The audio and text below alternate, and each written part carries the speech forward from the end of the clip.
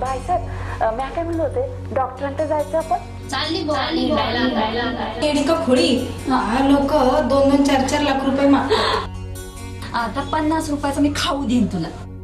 3 लाख एवढा पैसा म्हणजे माझी राणी डॉक्टर होईल ना? होईल ग होईल.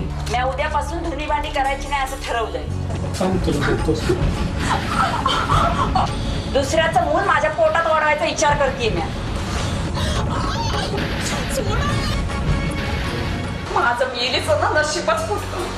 आयुष्यभर धुनी भांडीच करावी लागणार आहे ना. माझी राणी डॉक्टर होणार ना. आम्ही अजून काय करणार.